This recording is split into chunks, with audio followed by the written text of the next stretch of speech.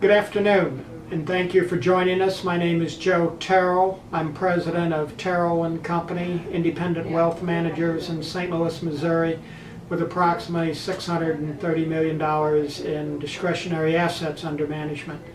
Today is June 18th, 2013, and we will just be discussing what our latest thoughts are on not only the economy, the markets, and of course, as we'll talk about in a few minutes, the Federal Reserve Bank.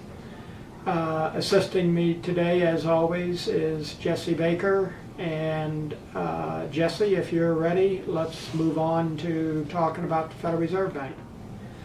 As almost everyone that pays even the least bit of attention to financial markets and the economy knows, the Federal Reserve Bank with Ben Bernanke at the chairmanship has been incredibly accommodative in making sure there's a tremendous amount of excess reserves and liquidity in the world banking system.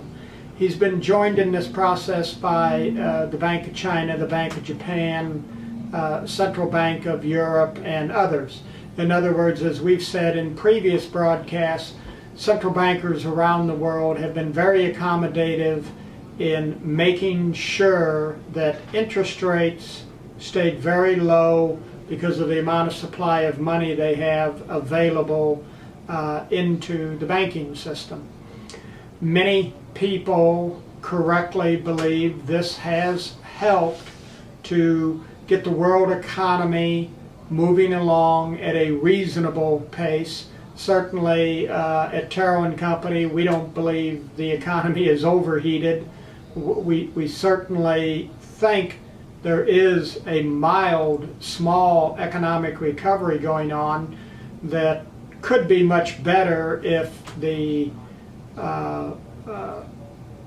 fiscal process coming out of Washington, D.C. and et cetera would restore a little bit more confidence in the economy with a little bit more certainty as to what rules, regulations, taxes, et cetera are going to be. But that's a different story for now really than what we want to talk about, which is the fact that all financial news has been dominated recently by comments that Ben Bernanke, chairman of the Federal Reserve, has made about the fact that maybe they're going to begin the process of slowing down quantitative easing. Maybe they will not be buying as much in U.S. Treasury bonds, mortgage-backed securities. Maybe they will slow down adding $85 billion or more every month to the banking system to artificially keep interest rates depressed. The markets have been extremely volatile, predicated upon this belief that perhaps Bernanke is getting ready and the Fed's getting ready to slow down. Now, at Terril and Company, we certainly believe they should slow down. We're at the point where we need to let the economy stand on its own 2 feet. We need to find what the general equilibrium level of interest rates would be at if the Fed stopped artificially setting them at a predetermined level that they have in mind. The economy is strong enough to do it. In the long run, we would be much better if this happened. In previous video cast as well as written comments, we at Terril and Company have been early in thinking that this would probably happen by the fall of 2013. Others believed it would not happen until late 2014, some even saying 2015. I think the recent comments by Bernanke certainly indicates that the Fed backing out of these markets is going to happen sooner than what most people believe, and maybe closer to some of the predictions that we had, that they would be forced to start this, if you will, neutrality of no longer easing, certainly not tightening on credit, but maybe going to a neutral standpoint. It would maybe start in the fall of 2013. So markets, meaning both bond markets, stock markets, foreign markets, currency markets, commodity markets, have been incredibly volatile as everyone wonders, well, what does this mean for markets? What does this mean for the economy? The initial reaction has been for interest rates to jump up by maybe 3/8 to 0.5%. Mortgage rates have moved up a little bit. There are people that think this is going to kill the housing recovery. We do not believe that. Certainly the increase that we've seen to date is not enough to discourage people from buying a new home or refinancing their existing home. And in addition to it, we don't believe it'll hurt auto sales, etc. But we do think it would be better, actually, if the Fed would back away from this and, as we mentioned earlier, let the economy stand on its own 2 feet, and let's just find out how strong of economy we really have without the constant stimulus from the Federal Reserve Bank. So, with that said, tomorrow is a Fed meeting, and we'll see what they say at the minutes of the after the meeting's over and what Bernanke says and updates. We continue to believe that corporate profits are strong enough on their own that the stock market is not going to crash simply because interest rates went up a little bit.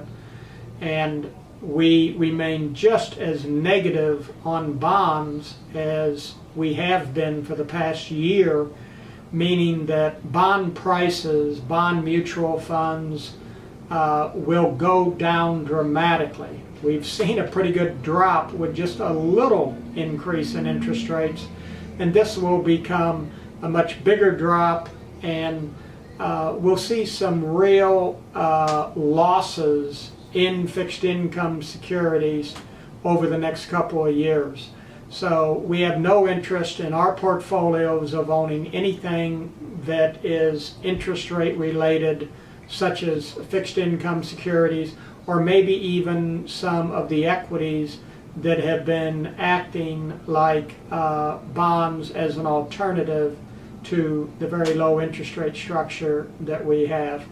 So we continue to believe the Fed's going to act earlier than what most people expect.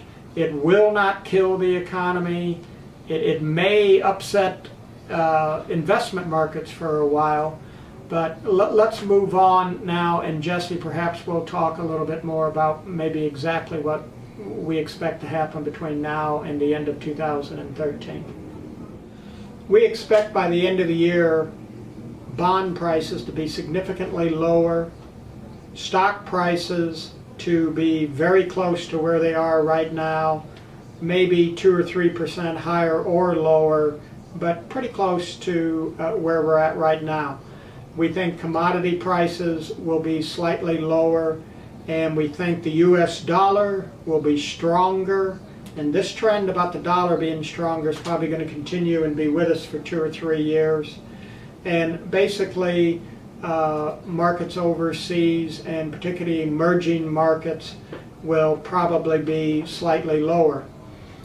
The initial reaction, when it's obvious the Fed is going to stop their easing and go towards more of a neutral stance, may upset all the markets for a while, but ultimately the equity market will respond, and this will end up being somewhat of a positive thing.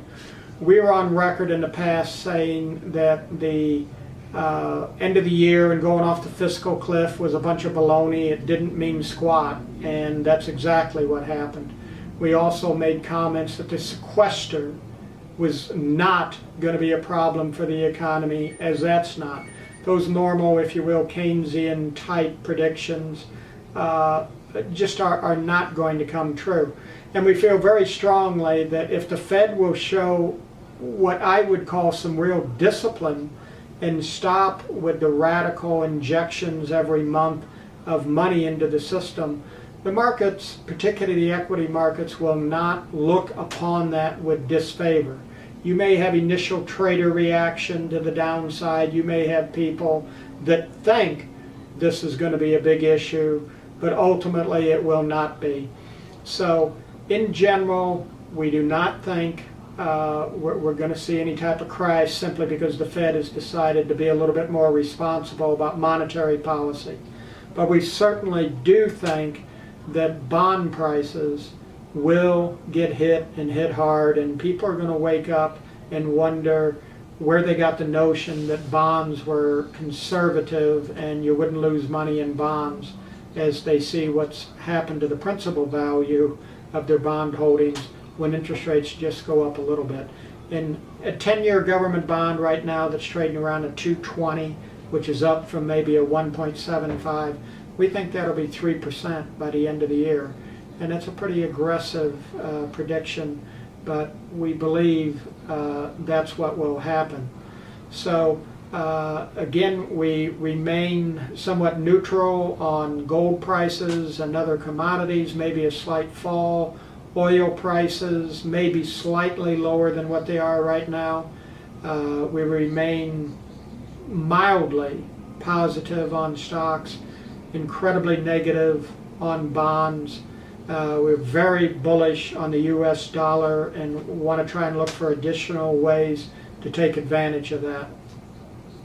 And we'll see what Bernanke has to say tomorrow and how the markets react to it. But we're still in an incredibly accommodative stance by the Federal Reserve Bank of the United States and central bankers around the world, even to the point where I would call it irresponsible. They're so accommodative. And this is where we come back to the statement we made.